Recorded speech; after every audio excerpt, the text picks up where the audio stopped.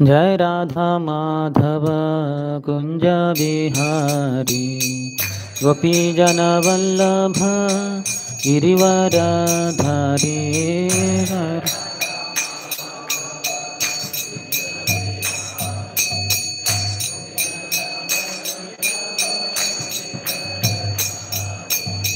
जय राधा माधव कुंज बिहारी गोपी जन वल्लभ गिरिवरधारी। जय राधा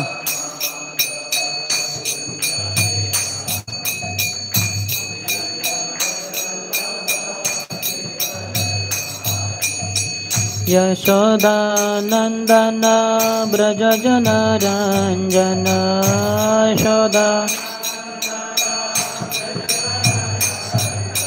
यशोदा नंदन ब्रज जन रंजन। यशोदा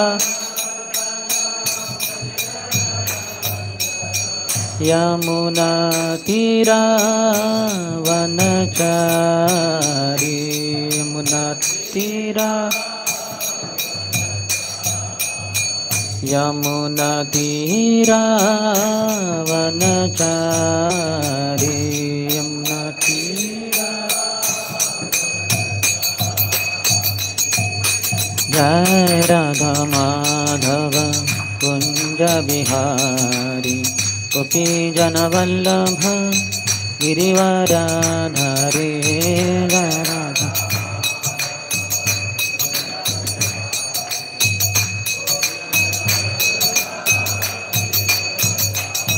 हरे कृष्ण कृष्ण कृष्ण हरे हरे हरे राम राम राम हरे हरे।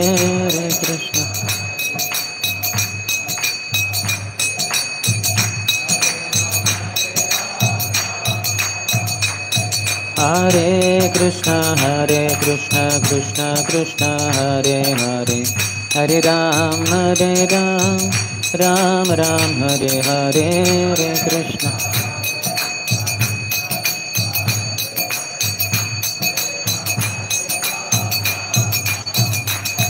हरे कृष्ण हरे कृष्ण कृष्ण कृष्ण हरे हरे हरे राम राम राम हरे हरे।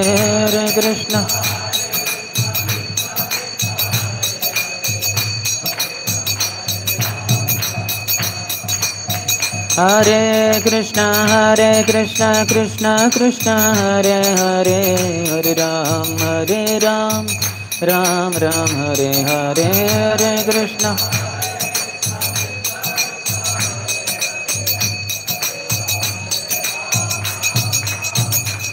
हरे कृष्ण हरे कृष्ण कृष्ण कृष्ण हरे हरे हरे राम राम राम हरे हरे।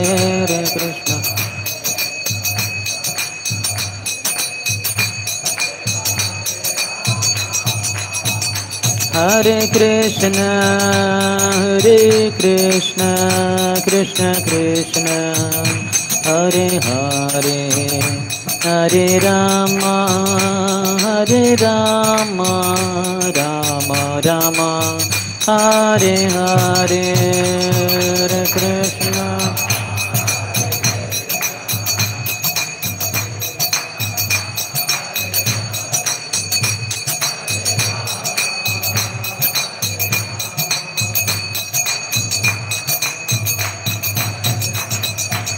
हरे कृष्ण हरे कृष्ण कृष्ण कृष्ण हरे हरे हरे राम राम राम हरे हरे। हरे कृष्ण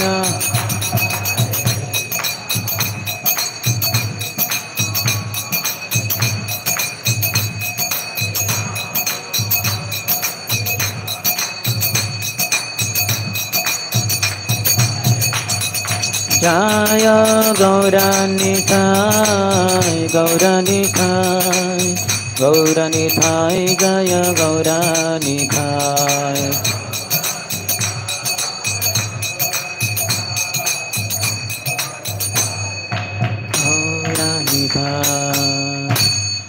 विष्णुपाद परमहंस परिव्रजकाचार्य अष्टोत्तरशत श्री श्रीमती डिवाइन ग्रेस अभय चरणारविंद भक्ति वेदांत स्वामी शिल प्रभुपाद की। ISKCON founder Acharya BPT founder Acharya saviour of the whole world Srila Prabhupada की जय। ओम विष्णुपाद परमहंस परिव्रजकाचार्य अष्टोत्तरशत श्री श्रीमद भक्ति सिद्धांत सरस्वती गोस्वामी ठाकुर शिल प्रभुपाद की। अनंत कोटि वैष्णव वृंद की नामाचार्य शिल हरिदास ठाकुर की। प्रेम से कहो श्री कृष्ण चैतन्य प्रभु नित्यानंद श्री अद्वैत गदाधर श्रीवास आदि गौर भक्त वृंद की। श्री श्री राधा कृष्ण गोप गोपिका श्याम कुंड राधा कुंड गिरिराज गोवर्धन की। ब्रजभूमि श्री वृंदावन धाम की। मथुरापुरी धाम की। पुरुषोत्तम क्षेत्र श्री जगन्नाथपुरी धाम की। श्री नवद्वीप मायापुर धाम की। गंगा मैया की, यमुना मैया की, भक्ति देवी की, श्रीमती तुलसी महारानी की, समवेत गौर भक्त वृंद की। श्री श्री राधा माधव ललिता विशाखा सखी की। श्री श्री जानकी जानकी वल्लभ लक्ष्मण हनुमान की। श्री श्री गौर निताय की। ग्रंथराज श्रीमद्भागवतम की। निताय गौर प्रेमानंदे। All glories to the assembled devotees. All glories to the assembled devotees. All glories to the assembled devotees. All glories, all glories, all glories to Shri Guru and Shri Gauranga. हरे कृष्ण। तो आज हमारा बहुत बड़ा सौभाग्य है हमारे बीच में श्रीमान सुंदर शांति। हरे कृष्ण। प्रभु जी भारतीय विद्यापीठ पुणे वहाँ से पास आउट है पीएचडीसी ब्रांच में। प्रभु जी और प्रेमनाथ प्रभु एक ही क्लास में थे। प्रेमनाथ प्रभु जो 16 माला काफ़ी बाद में पिकअप किए। प्रभु जी फर्स्ट ईयर से अच्छे से जुड़ गए थे। उनको जोड़ने वाले प्रेम में थी प्रभु की चौपाटी में ब्रह्मचारी हूँ।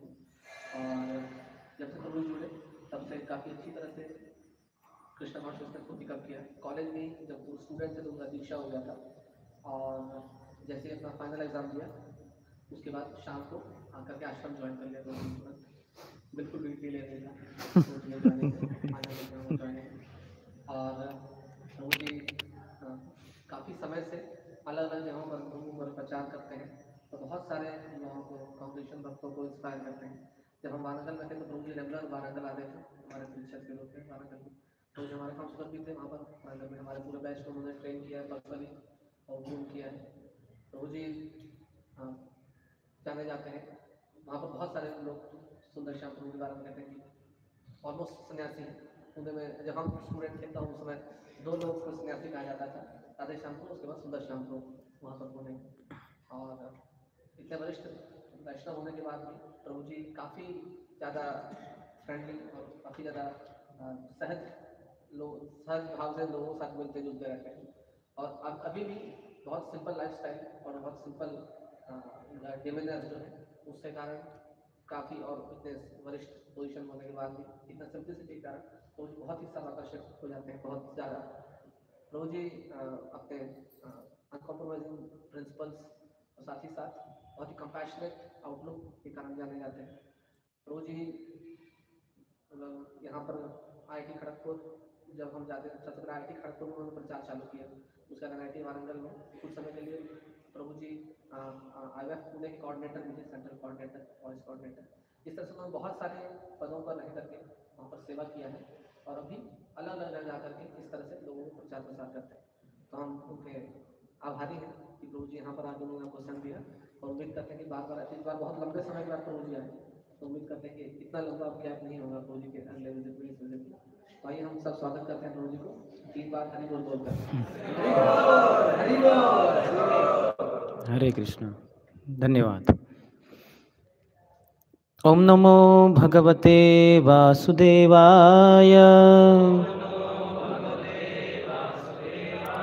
ओम नमो भगवते वासुदेवाय।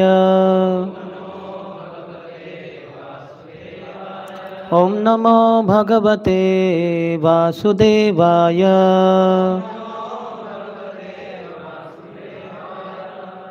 हम पढ़ रहे हैं श्रीमद् भागवतम से स्कंद 10 अध्याय 74 जिसका शीर्षक है राजस्व यज्ञ में शिशुपाल का उद्धार।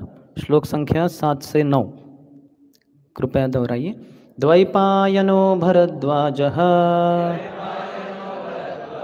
सुमंतुर्गौतमो असितः वसिष्ठश्च वनः कण्वो मैत्रेयः कवशस्त्रितः विश्वामित्रो वामदेवः सुमतिर्जैमिनिः क्रतुः पैलः पराशरो गर्गो वैशम्पायन एव च अथर्वा कश्यपो धौम्यो रामो भार्गव आसुरिः वितिहोत्रो मधुश्चन्दा वीरसेनो अकृतवर्णः द्वैपायनो भरद्वाजः सुमन्तुर्गौतमोऽसितः वसिष्ठश्च वनः कण्वो मैत्रेयः कवशस्त्रितः विश्वामित्रो वामदेवः सुमतिर्जैमिनिः क्रतुः पैलः पराशरो गर्गो वैशम्पायन एव च अथर्वा कश्यपो धौम्यो रामो भार्गव आसुरिः वितिहोत्रो मधुश्चन्दा वीरसेनो कृतवर्णः द्वैपायनो भरद्वाजः सुमन्तुर्गौतमोऽसितः वसिष्ठश्च वनः कण्वो मैत्रेयः कवशस्त्रितः विश्वामित्रो वामदेवः सुमतिर्जैमिनिः क्रतुः पैलः पराशरो गर्गो वैशम्पायन एव च अथर्वा कश्यपो धौम्यो रामो भार्गव आसुरिः वितिहोत्रो मधुश्चन्दा वीरसेनो कृतव्रणः।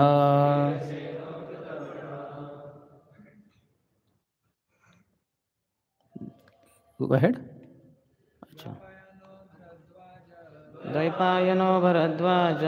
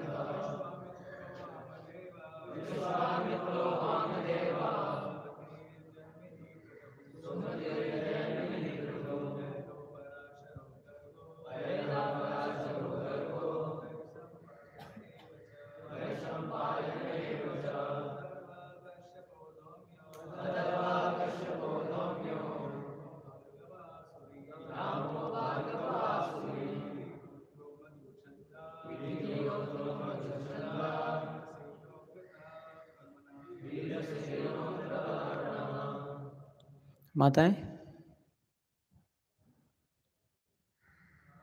ओके। तो हम इसका शब्दशः अर्थ नहीं देखेंगे क्योंकि ये सब महान ऋषियों के नाम हैं और वही है, और कुछ इसमें दूसरा शब्द आया ही नहीं है। तो मैं सिर्फ अनुवाद और तात्पर्य पढ़ता हूँ।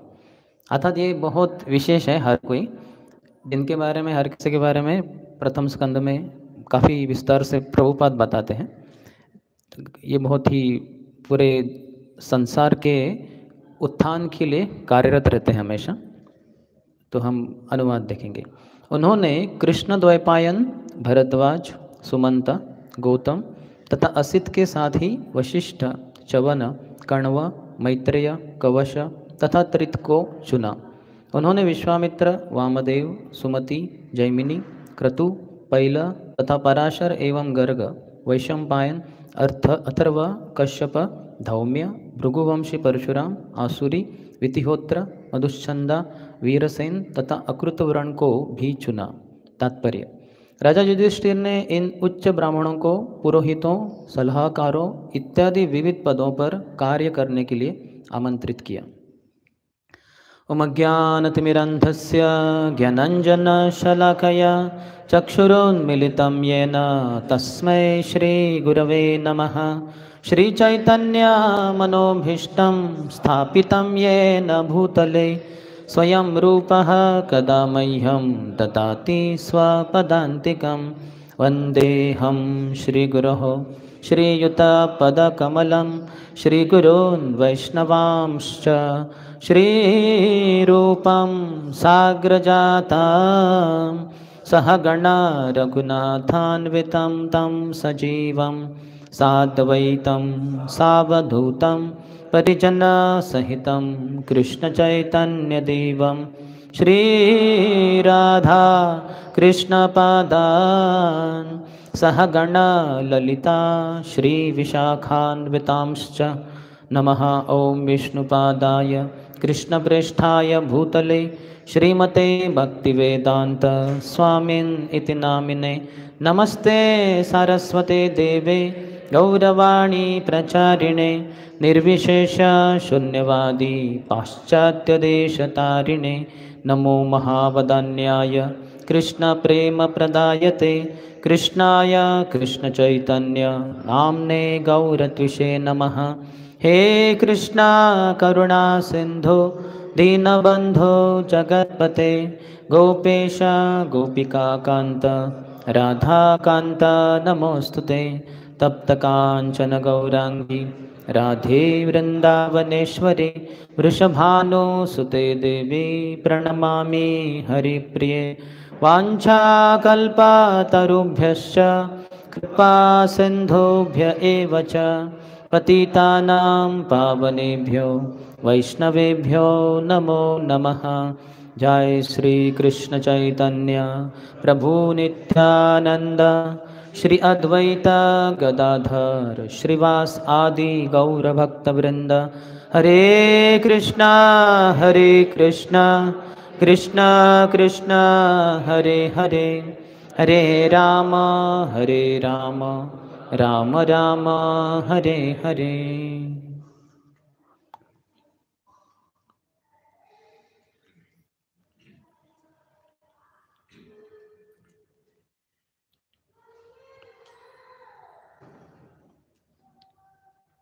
हरे कृष्ण।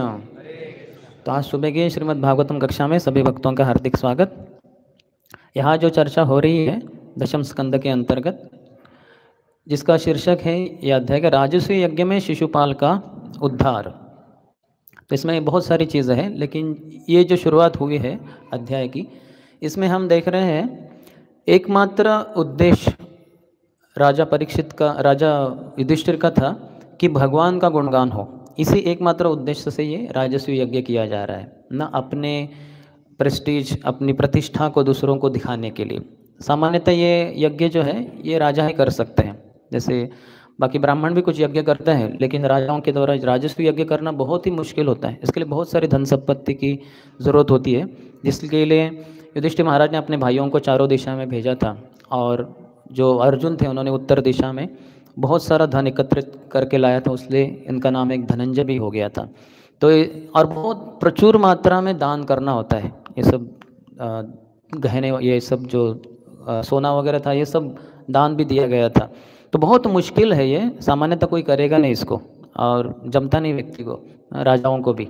लेकिन युधिष्ठिर महाराज इतना बड़ा ये प्रकल्प कर रहे हैं, एक ही उद्देश्य है भगवान का गुणगान हो, और कुछ भी उद्देश्य नहीं है, बिल्कुल नहीं, कि ये दिखाने के लिए कि भगवान का गुणगान हो। और इसलिए वो अभी जो कर रहे हैं भगवान को, वो अग्र पूजा का मान देंगे। अग्र पूजा यानी पूरे संसार का सबसे महत्वपूर्ण व्यक्ति, पहली पूजा उसकी ही होनी चाहिए। तो इसलिए उनको चुनते हैं भगवान को। अर्थात इसमें फिर आगे आएगा, जैसे शिशुपाल का उद्धार होने वाला है तो वो फिर भगवान को लांछन देना शुरू करता है। जब तक ये यज्ञ हो रहा है तब तक ये चुप बैठने वाला है शिशुपाल। इसको कैसे क्या सहन हो रहा है? क्योंकि उसको क्या करना है, जो भगवान से द्वेष करता है वो भक्तों से भी द्वेष करता है। तो वो दिखाना चाहता है कैसे ये जो युधिष्ठिर महाराज है ये गलत है, क्योंकि उन्होंने गलत व्यक्ति को चुना है उनको अग्र पूजा का मान देकर। इसलिए वो सब कुछ जो हो रहा है उधर वो देख रहा है, चुप बैठा है वो। सब बहुत कुछ ऐसे जैसे अभी हम देख रहे हैं ये चीज़ें हो रही है, तो इसमें वो चुप बैठा है, उसके अंदर से जलन हो रही है। तो लेकिन भगवान के साथ भक्तों का भी वो नाश करना चाहता है, यानी भक्तों का भी जो प्रतिष्ठा है उसको ध्वस्त करना चाहता है। तो इसलिए वो चुपचाप रहेगा। लेकिन बाद में जब अग्र पूजा के समय के बाद फिर जब अंतिम चरण लक्ष्य पे आएगा वो, तब वो भगवान को गालियाँ देना शुरू करता है। और उस समय उसको जैसे भगवान ने ही बताया था उसकी माँ को कि ये जो मेरा भाई है 100 जब तक मुझे गालियाँ देगा तब तक मैं स्वीकार करूँगा, 100 को जब पार कर देगा तो मैं इसकी हत्या कर दूँगा। तो वो कर ही देता है और भगवान उसी को वहीं पे हत्या भी कर देते हैं।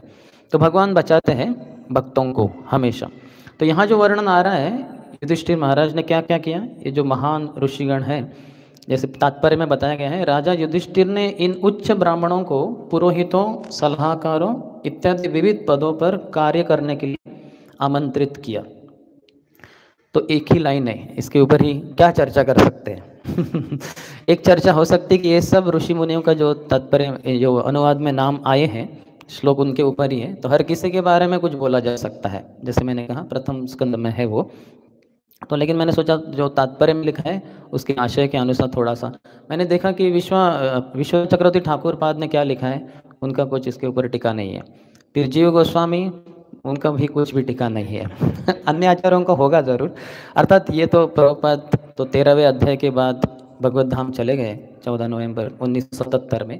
तो ये बाकी के जो अध्याय है इनके लिए सब कुछ जो किया गया है वो हृदयानंद महाराज और प्रभुपाद के शिष्य के द्वारा, गोपी परंडन प्रभु इत्यादि उनके द्वारा ये टिप्पणी की गई है। अर्थात ये आचार्यों के टिप्पणी के अनुसार ही है। और उन्होंने सभी भक्तों से प्रार्थना की है कि हम प्रभुपाद के जो तात्पर्य है उसके अनुसार ही लिखे। काफ़ी जगह पे तो कृष्ण जो ये दशम स्कंद में हम देखेंगे वो बहुत जगह पे कृष्ण किताब से ही सब प्रभुपाद के ही जो लेख है उसको उद्धृत करते हैं, to be on safer side, अच्छा सुरक्षित के लिए प्रभुपाद के ही वचनों को दोहराना। क्योंकि प्रभुपाद ने कृष्ण बुक दिया ही है तो उसमें इतना कुछ है, तो वही के वो जितना हो सके देते भी हैं और आचार्यों की टिप्पणी भी देते हैं। तो ये किसी आचार्यों की टिप्पणी में हो सकता है। तो इसमें लिखा है कि राजा युधिष्ठिर ने इन उच्च ब्राह्मणों को पुरोहितों, सलाहकारों इत्यादि विविध पदों पर कार्य करने के लिए आमंत्रित किया। तभी राजा युधिष्ठिर जो है ये सम्राट चक्रवर्ती है, पूरे संसार के वो राजा है पूरे भूमंडल के। उन्होंने ये उच्च ब्राह्मणों का आश्रय लिया और ये पुरोहित, सलाहकार ये पदों पे उनको स्थापित कर दिया और फिर उनके अनुसार वो कार्य करने के लिए प्रवृत्त हो गए। पहले तो उनको निवेदन कर रहे हैं कि आप ये सब कार्य कीजिए, लेकिन ये कार्य ये जब देने के बाद, पद देने के बाद वो युधिष्ठिर महाराज को बताने वाले कि ठीक है अभी ऐसा कीजिए फिर ऐसा कीजिए, और युधिष्ठिर महाराज उसके अनुसार चलने वाले। तो हम देखते हैं कि ये दोनों का जो ब्राह्मण है और क्षत्रिय है इनका बहुत अच्छे से जो संघ है या इनका बहुत अच्छे से संबंध है, तो उसके ऊपर हम थोड़ा सा चर्चा करेंगे। तो वर्णाश्रम धर्म जो है भगवान खुद स्थापित करते हैं। जैसे वो भगवद्गीता में कहते हैं चातुर्वर्ण्यम मया सृष्टम गुण कर्म विभागशः, कि ये चतुर्वर्ण जो है वर्ण और आश्रम ये मैंने स्थापित किए हैं जिससे कि समाज बहुत ही सुचारू ढंग से जारी रहे, उसमें कुछ समस्या न आए। तो इसके लिए ब्राह्मण है, क्षत्रिय है, वैश्य है, शूद्र है, ये सोशल बॉडी है, यानी एक जैसे समाज में रहता है वैसे। और ब्रह्मचारी, गृहस्थ, वानप्रस्थ, सन्यासी है, ये स्पिरिचुअल बॉडी है, ये आध्यात्मिक शरीर है। लेकिन ये है शरीर ही, जैसे हमारे शरीर में सर है, हमारे हाथे हैं, हमारा पाँव, हमारे पेट है और पाँव है, तो उसी तरह से वैसे ही तुलना की गई है भागवतम में इत्यादि कि जो ब्राह्मण है वो सर के समान है, जो क्षत्रिय है वो भुजाओं के समान है, जो वैश्य है वो पेट के समान है और क्षत्रिय ये पैरों के समान है। और हम देखते हैं हमारे शरीर में इनका बहुत ही अच्छे से समन्वय होता है, बहुत अच्छे से सुचारू ढंग से चलता है हमारा शरीर। इनमें कभी भी झगड़े नहीं होते हमारे हाथ और पाँव के। इसमें जो सर है दिमाग उसके अनुसार व्यक्ति ठीक से सोचता है कि पूरे शरीर के लिए क्या अच्छा है, उसके अनुसार वो सब रचना कर देता है। वैसे ही जो हाथ भी है वो सर की विशेषता ज़्यादा रक्षा करते हैं, अन्य अवयवों की भी करेंगे लेकिन सर सबसे महत्वपूर्ण है। जैसे वो हिंदी में कहते हैं सर सलामत तो पगड़ी 50 पगड़ी 1000। सर है तो फिर ये पगड़ी रखता हूँ, फिर ये दूसरी। सर ही नहीं है तो उसे कौन सी भी पगड़ी रखी उसमें कुछ मायने नहीं रखता, वो कुछ पॉइंट नहीं उसमें। तो सर बहुत महत्वपूर्ण है। तो हमारे जो भुजाएं हैं सर की, जैसे हम देखते हैं अभी बैठे हैं और अचानक समझिए ये आवाज़ हो गया धड़ धड़ धड़ और ये फैन नीचे गिर गया, तो सर्वप्रथम मेरी हाथ जो है वो ऊपर आएंगे, मेरे सर को बचाएंगे। अर्थात ये तो सबसे पहला अगला वाला अंग है, तो इसके लिए रक्षा करने के लिए इतना प्रयत्न नहीं किया जाएगा जितना कि सर के लिए, क्योंकि सर बहुत ही महत्वपूर्ण है। तो क्षत्रिय है वो ब्राह्मणों की रक्षा करते हैं, और ब्राह्मण जो है वो भी हाथों को पाँव को सबको वो मार्गदर्शन करते हैं कि कैसे आपको कार्य करना है। विशेषता हाथों के लिए, जैसे जो सोशल बॉडी है इसमें ब्राह्मणों को क्षत्रियों को मार्गदर्शन करना बहुत ही महत्वपूर्ण है। तो वो करेंगे तो अच्छा होगा। अर्थात पेट की भी ज़रूरत है, जो भी हम अन्न वगैरह खाते हैं उसको वो पचा देता है और फिर शरीर के सभी अवयवों को वो शक्ति देता है। तो वैश्य जो है उनके पास बहुत सारा धनराशि वगैरह होता है और वो समाज में उसके अच्छे से उपयोग करते हैं। और जो पाँव होते हैं वो चलते हैं, कार्य करते हैं उसके द्वारा। बाकी 3 जो अंग हैं ब्राह्मण क्षत्रिय वैश्य उनकी सेवा करते हैं क्षूद्र, और फिर उस तरीके से जो संसार है जो समाज है बहुत अच्छे से चलता है। तो ब्राह्मणों का और क्षत्रियों का जो सहकार्य है ये बहुत ही महत्वपूर्ण है, क्योंकि दोनों लीडर्स है। वैसे तो द्विज जो होते हैं जिनका दूसरी बार भी दीक्षा होता है, संसार जो जन्म होते हैं वो सब शूद्र कहला जाते हैं। जन्मना जायते क्षूद्रो संस्कारात् भवेत द्विज। जन्म से हर कोई बच्चा वो ब्राह्मण परिवार में जन्म लिया हो, क्षत्रियों में, वैश्य में या क्षूद्र में, वो सभी क्षूद्र ही है। क्योंकि उनको समझ में नहीं आता क्या करना है। बच्चे कुछ भी देखते हैं, कभी कभी तो खुद ही पिशाच कर देते हैं और उसको ही चखते हैं, समझ में आता है कि ये खाने लायक नहीं, उनको कुछ भी अकल नहीं रहती। लेकिन जैसे जैसे बढ़ता है तो उसको अलग अलग संस्कार दिए जाते हैं। तो वो संस्कार बहुत महत्वपूर्ण है, उससे उसका द्विज दूसरा जन्म होता है। शुक्र जन्म एक माता और पिता के शारीरिक संबंध से जो शुक्र वीर्य जो दिया जाता है पुरुष के द्वारा स्त्री को, पति के द्वारा पत्नी को, तो उससे वो गर्भवती होती है और बच्चा जन्म लेता है। और वो जो जन्म लिया हुआ बच्चा है वो क्षुद्र है, तो उसको इतना महत्व नहीं दिया है शास्त्रों में, क्योंकि शास्त्र ये भी कहते हैं कि जो कुत्ते बिल्ली हैं वो भी बच्चों को पैदा करते हैं, उसमें क्या बड़ी बात है। तो शुक्र जन्म को कुछ महत्व नहीं है। लेकिन दूसरा जन्म जो है वो बहुत ही महत्वपूर्ण जन्म है, द्विज, दूसरा जन्म। अर्थात जो पक्षी वगैरह होते हैं उनको भी द्विज कहलाए जाते हैं, क्योंकि वो पहले जो अंडे के रूप में आते हैं फिर उसको हैचिंग होता है फिर जन्म लेते हैं, तो वो भी एक तरीके से द्विज है। लेकिन वो वैसे वाले द्विज की बात नहीं हो रही यहाँ। ये सही असलियत में द्विज यानी दूसरा जो जन्म होता है वो गुरु देते हैं, उसको संस्कार करते हैं, उसको दीक्षा देते हैं। तो वो बहुत ही महत्वपूर्ण विधि है। जैसे चैतन्य भागवत में श्री वृंदावन दास ठाकुर कहते हैं कि जन्मे जन्मे सभी माता पिता पाए। प्रभुपाद काफ़ी बार प्रवचनों में कहते हैं कि हर जन्म में व्यक्ति को माता पिता मिलते हैं लेकिन गुरु नहीं मिलते। तो जिस जन्म में गुरु मिल सकते हैं वो सिर्फ मानव जन्म ही है, और फिर गुरु के द्वारा कृष्ण प्राप्त हो सकते हैं। तो इसलिए वो जिस व्यक्ति जिस उस हद तक पहुंच गया, उस स्थिति तक, वो सबसे भाग्यशाली सौभाग्यशाली व्यक्ति है, क्योंकि उसको गुरु प्राप्त हो गए, गुरु के द्वारा उसको कृष्ण प्राप्त हो गए। जिसको कृष्ण प्राप्त हो गए उसके लिए इस संसार में किसी भी चीज़ की ज़रूरत नहीं है, बस सब कुछ आ गया, क्योंकि कृष्ण में सब कुछ है। यो मां पश्यति सर्वत्र सर्वं च मयि पश्यति तस्याहं न प्रणश्यामि स च मे न प्रणश्यति। जो मुझको, भगवान कृष्ण कहते हैं, यो मां पश्यति सर्वत्र, सब जगह पे मुझे देखता है, सर्वं च मयि पश्यति, और सभी चीज़ों को मुझ में देखता है। वो कहते हैं कि मेरे लिए वो कभी नाश नहीं होता और उसके लिए मैं कभी नाश नहीं होता। हम दोनों का बहुत घनिष्ठ संबंध रहता है। जिसको कृष्ण प्राप्त हो गए उसको सब कुछ प्राप्त हो गए। श्री विश्वनाथ चक्रवर्ती ठाकुर हमारे रसिक आचार्य हैं, तो इस श्लोक के लिए उदाहरण देते हैं यशोदा माई का। तो यशोदा माई ने, उन्होंने कृष्ण के मुंह में जब मिट्टी खाने का आरोप दिया गया था कृष्ण के ऊपर, तो बोले बताओ खोलो मुंह।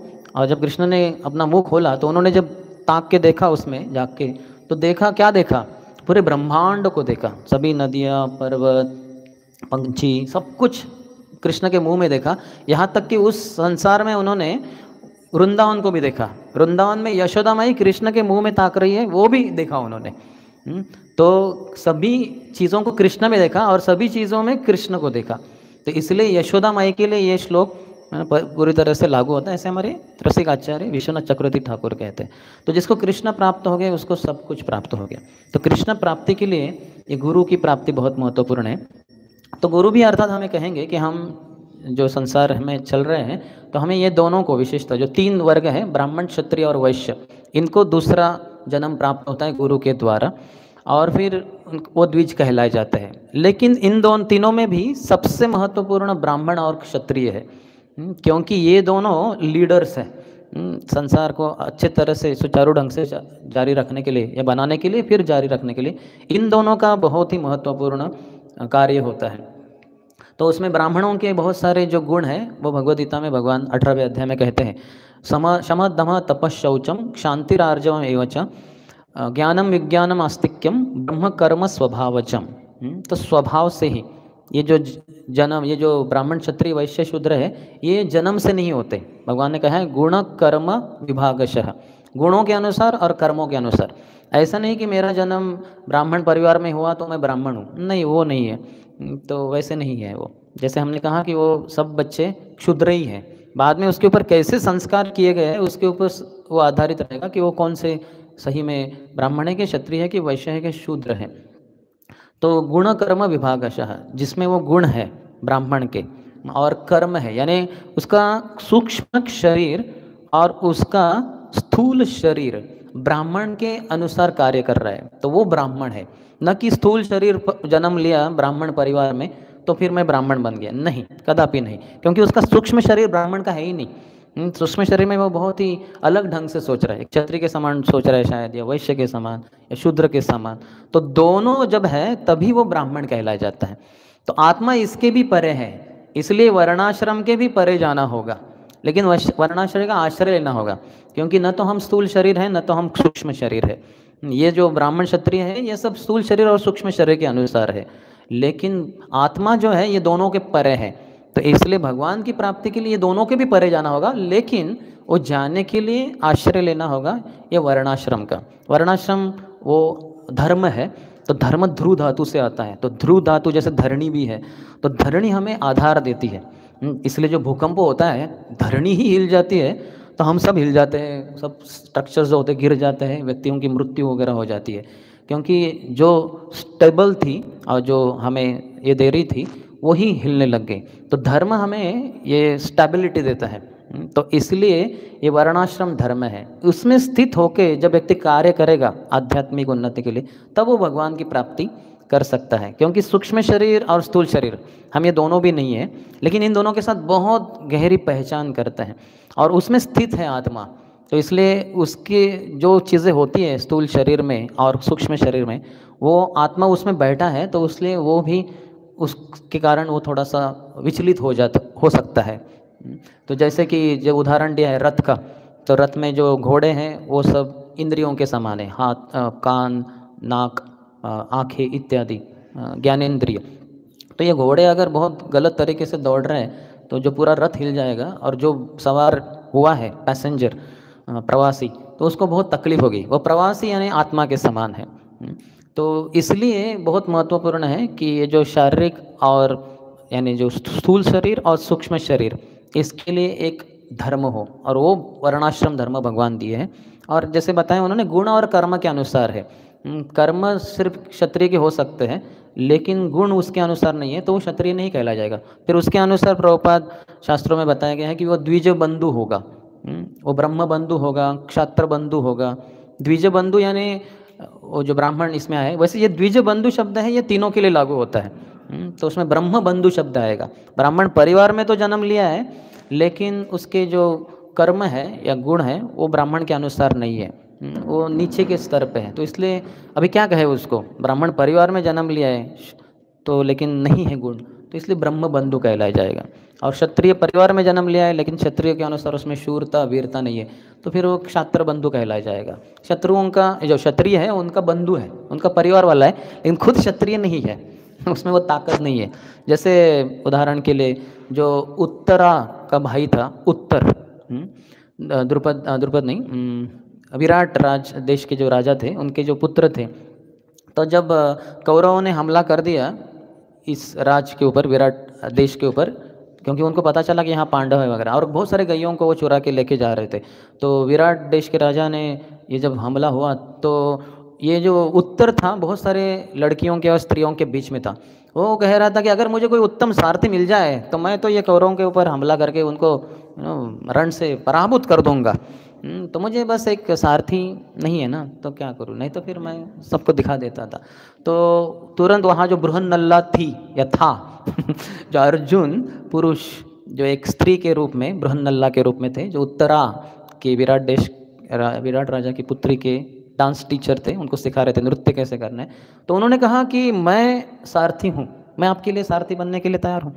तो बोले तू तू तो एक यूनक है, तो तू क्या बनेगा? बोले नहीं, मैं चला चुका हूँ, मैं अर्जुन का भी सारथी था वगैरह वगैरह, तो फिर मुझे चुन लीजिए। तो अभी सभी जो वहाँ लड़कियाँ थी उन्होंने देखा था, इन्होंने ऐसे उद्गार किए थे, ये उत्तर ने बोला देखो देखो अभी सारथी, तुम बोल रहे थे सारथी नहीं है, अभी तो सारथी मिल गए, तो जाओ तुम ये सारथी के साथ लेके जाओ, आ जाओ और फिर सबको पराभूत कर दो। और पराभूत कर दोगे ना तो सबने अपनी अपनी डिमांड, सब माताजियों ने बताया अपनी डिमांड, कि वो मुझे भीष्म का जो कपड़ा है ऊपर का वो मुझे चाहिए, किसी ने कहा मुझे उसका मुकुट चाहिए, किसी ने कहा मुझे धोती का ये फाड़ के लेके आ जाओ। तो वहाँ पर पूरा लिस्ट ही बन गया ये बड़ा दंग रह गया, अभी तो पूरा फंस गया वो उत्तर। और फिर बेचारा जाता है, अभी क्या करेगा, इतना सारा वो प्रेशर आ गया उसके ऊपर, और बैठ जाता है रथ में। अब बुरहनला तो एकदम एक्सपर्ट है, वो तो अर्जुन है, वो अच्छे से रथ को हाँक के पहुँच जाते हैं उधर। और सामने दूर पे ही है कौरव सब, उसमें दुर्योधन है, दुशासन है, कर्ण है, कृप है, और भीष्म है, द्रोणाचार्य, ये सब देख के ही इनकी हवा तंग हो गई पूरी। तो डर गया, बोले नहीं नहीं ये रथ को घुमाओ, वापस लेके चलो, वापस लेके चलो। बोले नहीं, अरे क्या तुम मूर्ख के समान बात कर रहे, लड़ो, है ना। बोले नहीं नहीं मैं नहीं लड़ सकता। बोले ठीक है तुम नहीं लड़ सकते ना, फिर मैं लड़ता हूँ, तुम मेरे सारथी बन जाओ। बोले तुम क्या लड़ोगे, तुम तो एक यूनक हो। बोले नहीं मैं अर्जुन हूँ। बोले अर्जुन, आईने में अपना मुंह देख के आओ। बोले नहीं।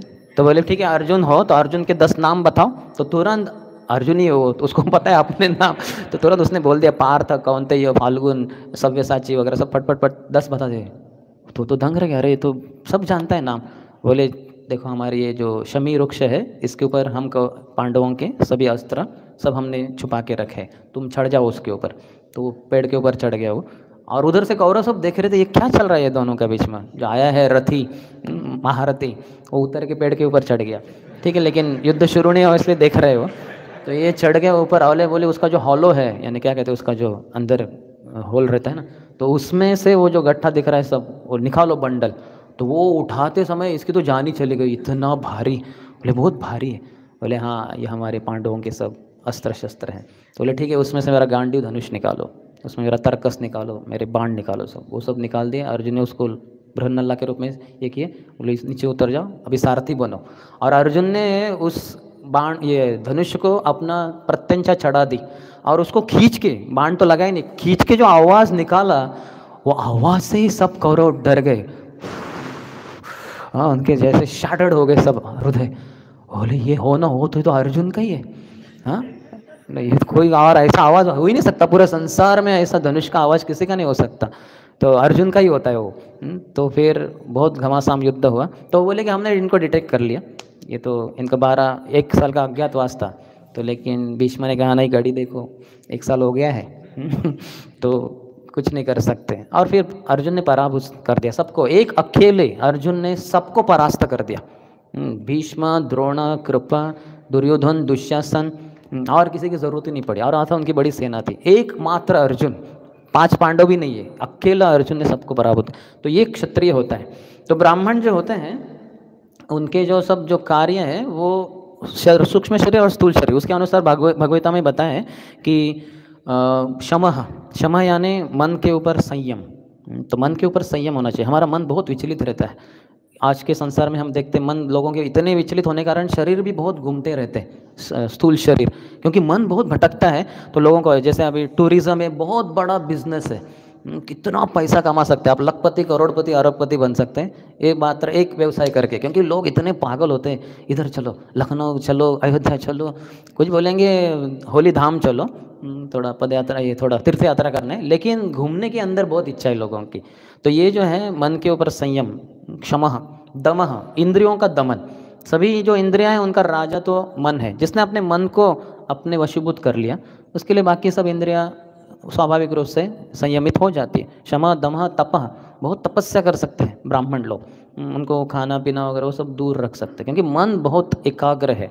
एक अग्र, सामने एक ही चीज़ जिसको होती है, जब होती है तब उसको एकाग्रता कहते हैं, बाकी नहीं। जैसे अर्जुन का हम उदाहरण देखते हैं, बचपन में जब गुरुकुल में द्रोणाचार्य ने सभी बच्चों की परीक्षा ली थी, एक पेड़ के ऊपर एक पंछी रखा था और कहा था कि, अर्थात तो पंछी नहीं था वो, असलियत में वो एक खिलौना था, बोले इसके आँख को भेदना है दूर से।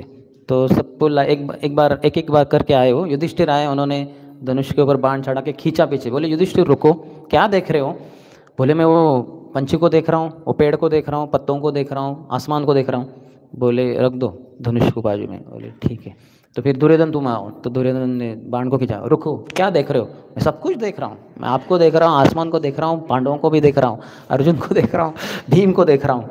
बोले तुम भी रुको। फिर अर्जुन की जब बारी आई, अर्जुन ने जब बाण को खींचा पीछे धनुष के ऊपर, बोले अर्जुन क्या देखते हो? बोले उस पंछी की आँख देखता हूँ। और क्या देखते हो? बोले कुछ नहीं। पंछी वो पेड़ नहीं, पत्ते नहीं, आसमान नहीं, मैं नहीं गुरु महाराज, मैं आपको भी नहीं देख पा रहा हूँ, मैं सिर्फ उसकी आँख ही देख रहा हूँ। बोले छोड़ो तेरे को, बराबर उसकी आँख को छेद के वो खिलौना था नीचे ही गिर गया वो। तो देख सकते हैं अर्जुन की क्या एकाग्रता थी। तो ऐसे अर्थात ये भगवान की कृपा से भक्त है ना, भक्तों में ब्राह्मण क्षत्रिय सभी के गुण रहेंगे। होते क्षत्रिय है वो ऊपरी रूप से, लेकिन एकाग्रता बहुत है, मन के ऊपर बहुत संयम है। तो शम, दमः, तपः, शौचम, शुद्धता। तो इसलिए 2 बार 3 बार स्नान करना। इसलिए पुजारियों को जो ब्राह्मण दीक्षा दिया जाता है तो स्वाभाविक रूप से सेवाएं होंगी, तो सेवाएं होंगी, अंदर जाना है तो स्नान करना ही पड़ेगा। तो शौचम, तपः, शम, दम, तपः, शौचम, शांति। ये शांति नहीं है, शांति है, यानी टॉलरेंस, बहुत टॉलरेंस होता है ये ब्राह्मणों में। क्षमा, दम, तप, शौचम, शांतिर, आर्जवम, सिंप्लिसिटी, बहुत ही सिंपल रहता है। कुछ उनको बहुत अच्छे कपड़े चाहिए, बहुत ये दिखावा कुछ नहीं होता ब्राह्मणों के जीवन में, जो अंदर है बाहर है सब सेम है। डिप्लिसिटी वगैरह कुछ प्रकार होता ही नहीं ब्राह्मण में, बहुत सीधे साधे रहते हैं। तो शांतिर, आर्जवम एवच, ज्ञान, ज्ञान रहता है उनको, शास्त्रीय ज्ञान, और विज्ञान, उस ज्ञान को अपने जीवन में कैसे लागू करना है ये ज्ञान भी रहता है उनको। बहुत सारे लोगों को शास्त्रीय ज्ञान होता है, लेकिन उसको कैसे लागू करना है ये बहुत सारे लोगों को समझ में नहीं आता, उसके लिए मार्गदर्शन नहीं मिल पाता उनको, ब्राह्मण नहीं है इसलिए। तो ये ब्राह्मण के कार्य। वैसे ही क्षत्रिय के कार्य भी बताते हैं भगवद गीता में भगवान। शौर्यम, तेजो, धृति, द्राक्षम, युद्धे चापि अपलायनम, दानम, ईश्वर भावश्च, क्षात्र कर्म स्वभावजम। तो शौर्यम, बहुत शूरवीर रहते हो वो, किसी भी प्रकार का जो ये क्षत्रिय है ना, क्षति त्रायते, दूसरों को क्षति से यानी कुछ इंजुरी से उनको बचाने के लिए ये होते हैं। तो समाज में 5 जो विकलांग होते हैं, विकलांग यानी क्या कहेंगे, कम रहते हैं, विकलिंग्स। तो जैसे ब्राह्मण हैं, ये शरीर से बहुत दुबले पतले रहेंगे, इनके अंदर शारीरिक शक्ति नहीं रहती। ब्राह्मण है, स्त्रियां हैं, इनके अंदर भी शारीरिक शक्ति नहीं रहती। आजकल वो जा रही है जिम में और वो मसल डेवलप ही नहीं हो रहे उनके। वो बाजू में एक पुरुष रहता है, वो उसके ऐसे वो सब क्या कहते हैं, वो 6 पैक वगैरह सब, और ये बाजू में वो लड़की रहती है, वो उठा रही है, थोड़ा सा आया है ऊपर लेकिन वो आ ही नहीं सकता उतना जितना कि वो पुरुष का आया है, क्योंकि वो स्त्रियों का शरीर ऐसा है ही नहीं, वो कार्य के लिए है ही नहीं, वो बनी हुई नहीं है, भगवान ने बनाई नहीं है। मूर्खता के कारण भाग रहे इधर उधर, जिम में उठा रही है, वो क्या क्या कर रहे पागल जैसे। मूर्खता ये है, क्योंकि पता नहीं अपना कार्य क्या करना चाहिए, वो छोड़ के बच्चों को ऐसे छोड़ दिया आवारा, अपने बच्चों को, तो बच्चे बेचारे फिर गलत तरीके से सकते। माँ जो संस्कार देख सकते हैं पूरे संसार में कोई अन्य व्यक्ति दे ही नहीं सकता वो बच्चे को, पहली गुरु है वो। लेकिन अनफॉर्चुनेटली वो अपनी स्थिति को न जानकर जा रही है जिम में, उठा रही है बेचारी, पता नहीं क्या काजू पिस्ता खा रही है, उसके लिए हजम नहीं हो रहा होगा, लेकिन अब मूर्खता का समाज है अज्ञान के कारण। तो यहाँ जो बोल रहे हैं कि शौर्य, बहुत शूरवीर रहते हैं वो, तेज, उनमें वो तेज रहता है, धृति, वो दृढ़ता रहती है, दाक्षम, बहुत दक्ष रहते हैं, सब रिसोर्सेस उनके साथ में रहते हैं, कैसे करना है वगैरह पता है। युद्धे च अपि अपलायनम, युद्ध से कभी भाग नहीं जाएंगे वो, क्षत्रिय कभी भागते नहीं, वो बहुत शूरवीर रहते हैं। और दानम, दान देते हैं, ईश्वर भाव होता है उनका, ईश्वर का भाव, क्षात्र कर्म स्वभावजम। तो ये ब्राह्मण और क्षत्रिय दोनों के बीच में यूनियन, इनका जो संघ है बहुत महत्वपूर्ण है, क्योंकि जो क्षत्रिय है उनमें बहुत रजोगुण होता है। प्रभुपाद जैसे बताते हैं, शास्त्र बताते हैं, ब्राह्मण सत्वगुण में रहते हैं प्राय, और जो क्षत्रिय हैं वो रजोगुण में रहते हैं। वैश्य रजोगुण और तमोगुण के द्वारा चलते हैं, और शूद्र हैं वो तमोगुण में रहते हैं। इसलिए जो शूद्र लोग रहते हैं, जैसे पैसा मिलेगा, वाइन विमेन, जो फिर तुरंत शराब पिएंगे, सिगरेट फूकेंगे, बीड़ी फूकेंगे, जो शूद्र लोग हैं, शुद्ध प्रवृत्ति जिनका है, नहीं तो फिर स्त्रियों के पीछे भागेंगे, वेश्याओं के पास जाएंगे वगैरह। तो इसलिए वो उचित नहीं है उनके लिए, इसलिए पैसा नहीं देना है उनको। उनके लिए जो भी ज़रूरत है, कपड़े देते हैं उनको, जो ब्राह्मण क्षत्रिय वैश्यों ने जो कपड़े पहन लिए, पुराने कपड़े उनको दे सकते हैं, वो लेके वो पहन के उनका चलेगा। और फिर वैसे ही घर का जो खाद्य है, वो पदार्थ है, वो उनको देंगे वगैरह। इस तरह से उनको संतुलित रखा जाता है। तो जो क्षत्रिय होते हैं उनमें बहुत रजोगुण होता है, तो वो रजोगुण अगर नियंत्रित नहीं किया जाए तो बहुत समस्या हो जाएगी। जैसे घोड़ा बहुत शक्तिशाली होता है, हाँ, लेकिन वो घोड़े को मुंह में जब वो लगाम लगाया जाता है तो उसको कंट्रोल होता है। वैसे ही जो ये होता है बैल, बैल में बहुत शक्ति रहती है, इतनी शक्ति रहती है आके लोगों को मार डालेगा वो। तो लेकिन उसका नाक होता है बहुत सेंसिटिव होता है, तो नाक में होल डाल के उसमें एक रस्सी डाल दी तो बेचारा पूरा हदबल हो जाता है। उसको थोड़ा खींचो, वो रुकना ही पड़ेगा उसको, क्योंकि शरीर बहुत तगड़ा है उसका, लेकिन नाक इतना बेचारे का सेंसिटिव है कि कुछ नहीं कर सकता, वो कंट्रोल होना ही होना है। तो जैसे ये घोड़े को मुंह के द्वारा और बैल को नाक के द्वारा नियंत्रित किया जाता है, वैसे ही एक क्षत्रिय को एक ब्राह्मण के द्वारा नियंत्रित होना चाहिए। इसलिए ब्राह्मणों के वो अधिभूत रहते, उनके अंतर्गत रहकर ही सेवा करते थे। और जो मंत्रिमंडल रहता था वो ब्राह्मणों का रहता था, वो ब्राह्मण लोग उनको मार्गदर्शन करते थे। जैसे हम अम्बरीश महाराज की कथा में देखते हैं, उनको, क्योंकि वो राजर्षि थे, भगवान के शुद्ध भक्त थे, तो जब ऐसी स्थिति, जब दुर्वासा आए हैं, उनको पहले खिलाना चाहिए और फिर बाद में उन्होंने अपने व्रत को तोड़ना चाहिए द्वादशी के दिन। लेकिन अभी दुर्वासा मुनि इतना देर कर रहे हैं, आ ही नहीं रहे, तो ऐसी स्थिति में क्या किया जाए, धर्म संकट में जैसे थे वो। तो उन्होंने, क्योंकि राजर्षि थे, उनको सब शास्त्र पता थे, उन्होंने सोचा कि शायद पानी लेकर जल ग्रहण करके ये जो व्रत है उसको तोड़ना चाहिए। तो लेकिन फिर भी उन्होंने ब्राह्मणों को पूछा कि आप क्या कहते हैं कि ये उचित रहेगा? बोले हाँ बराबर है, इसके द्वारा आपका व्रत टूट भी नहीं रहा है, लेकिन एक तरीके से टूट भी रहा है, क्योंकि आपने कुछ ग्रहण किया, लेकिन जल ग्रहण किया तो जल कुछ खाद्य पदार्थ नहीं है, अनाज नहीं है, तो आपका व्रत टूटा भी नहीं। तो फिर वो ले लिए। फिर बाद में वो हम देखते दुर्वासा मुनि गलत तरीके से उनके ऊपर आरोप किया और उनको मारने का प्रयास किया। तो जो ब्राह्मण क्षत्रिय होते हैं उनको ब्राह्मणों के द्वारा नियंत्रित रखना चाहिए, नहीं तो उनका रजोगुण समाज के लिए घातक हो सकता है। अगर वो राजर्षि नहीं है, शुद्ध भक्त नहीं है तो। जैसे डैम का पानी है, डैम को क्या कहते हैं हिंदी में? बांध, बांध, ओके। बांध के अंदर जो पानी है, इतना बड़ा जलाशय है, उसकी अगर दीवार टूट जाए तो पूरा तहस नहस हो जाएंगे, आजू बाजू के गांव, सैकड़ों गांव तहस नहस हो सकते हैं, क्योंकि इतना जलाशय है वो बड़ा, है ना। लेकिन उसको डैम एक वाल से नियंत्रित करते हैं और उसमें गेट्स रहते हैं, और वो गेट जो बहुत बुद्धिमान व्यक्ति है उसके हाथ में वो कंट्रोल रहता है, कोई इंजीनियर है जो भी है, तो उसको धीरे धीरे छोड़ता है वो जितना ज़रूरी है। फिर वो जो पानी है वो जाता है, उसके द्वारा इरिगेशन, ये जो कृषि वगैरह में मदद हो सकता है, लोगों को पीने का पानी मिलेगा, कपड़े धोने, बर्तन धोने, सभी जो कार्य पानी के द्वारा होते हैं वो सबके लिए पानी मिलेगा उचित मात्रा में, अच्छी तरह से, कुछ भी तहस नहस नहीं होगा, उल्टा उसके अलावा उल्टा बहुत प्रॉस्पेरिटी, बहुत समृद्धि हो जाएगी। लेकिन वही अगर वो तोड़ा जाए बांध की इसको दीवार को, तो सब कुछ जो भी कृषि है वो सब नाश हो जाएगा, लोग नाश हो जाएंगे, सब जानवर, सब कुछ तहस नहस हो जाएगा। तो वैसे ही ये जो रजोगुणी क्षत्रिय होते हैं उनका शक्ति बहुत होता है, लेकिन ब्राह्मणों के द्वारा उनको नियंत्रित किया जाता है, उनको उचित मार्गदर्शन किया जाता है।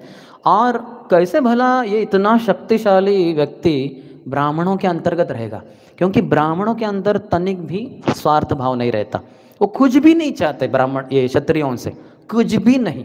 अर्थात दान के रूप में वो क्षत्रिय उनको कुछ देंगे, लेकिन वो उसके ऊपर आधारित नहीं है। ब्राह्मण लोग भगवान के ऊपर आधारित है, भगवान ही मेरा पालन करेंगे, ये पूरी तरह से दृढ़ता उनमें होती है, वो कभी भी अत्याचारी नहीं बनेंगे। अभी क्षत्रिय मेरे अंदर है, अंतर्गत है, मेरा शिष्य है, तो चलो मेरे लिए पैसा दे दो, मेरे लिए हवेली बांध दो, मेरे लिए गाड़ी दे दो, बंगला दे दो, ऐसा कभी भी नहीं मांगेंगे वो असलियत में ब्राह्मण होते हैं। उनको इस संसार की, इस दुनिया की, इस शरीर की कुछ पड़ी नहीं है। उनको पूरी तरह से पता है भगवान ही मेरे मेंटेनर है, कृष्ण ही मेरे पालन करने वाले, अर्थात वो शुद्ध भक्त भी हो सकते हैं ब्राह्मण। ये बहुत ही अच्छा रहेगा। जैसे हमारे भक्तिविनोद ठाकुर कहते हैं, अमितव नित्य दास जानी नो ये बार, आमारा पालन भार एक हो न तुम्हारा। मैं आपका नित्य दास हूँ, ये अभी मैं पूरी तरह से समझ गया। मैंने बहुत सारे जन्म बिताए, 84 लाख योनियों से मैं अलग कितने बार गुजरता गया।